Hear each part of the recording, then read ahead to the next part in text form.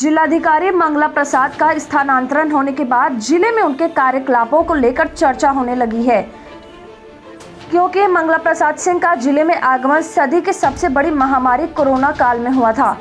जिलाधिकारी के रूप में पहली पोस्टिंग एक चैलेंज के रूप में हुई थी, जहां पर उन्होंने कोरोना महामारी, माफिया, गैंगस्टर, शिक्षा माफिया, भू माफिया और बाढ़ आदि चुनौतियों से सामना करना था। उन्होंने अपने 2.25 साल के कार्यकाल में इन चुनौतियों से बखूबी मुकाबला किया और सभी चुनौतियों का लगभग विजय प्राप्त की। इसमें उनका सबसे बड़ा सहयोग उनके निष्ठाक, ईमानदारी और अपने निर्णय पर कायम रहना ही माना जाता है। पहली बार माफिया डॉन मुख्तार अंसारी के भाई सांसद अफजाल अंसारी को गैंगस्टर के तहत उनके अचल संपत्तियों को कुर्क करके उन्होंने पूरे देश में हलचल मचा दी।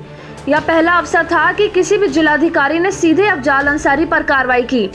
मुख्तार अंसारी, उनके सालों, पत्नी, विधायक पुत्र पर सभी लोगों पर विधि सम्मत कार्रवाई करके कठोर प्रशासक के रूप में अपने को प्रस्तुत किया।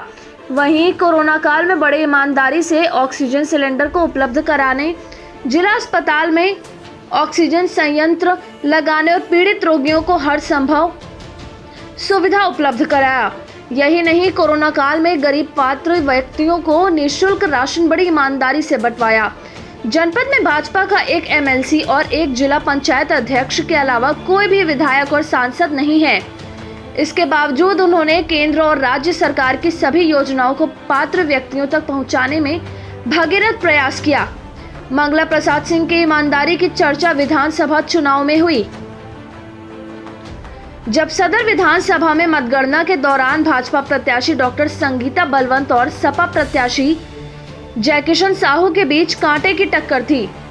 मतगणना के दौरान जिलाधिकारी मंगला प्रसाद सिंह ने निष्पक्ष निर्णय लेते हुए ईमानदारी से मतगणना कराया, जिसमें जयकिशन साहू कुछ 100 वोटों से विजयी हुए। मंगला प्रसाद सिंह अपने निर्णय पर अडिग रहने के लिए भी याद किए जाएंगे। सरकारी कार्यालयों में जो सरकारी कर्मचारी प्राइवेट लोगों से कार्य कराते थे, उस प्रथा को समाप्त किया। मास्टर प्लान कार्यालय के रिपोर्ट पर शहर के कुछ इमारतों को सीज कर दिया। सत्ता के काफी दबाव के बाद भी उन्होंने अपने निर्णय को नहीं बदला, जो चर्चा का विषय बना रहा।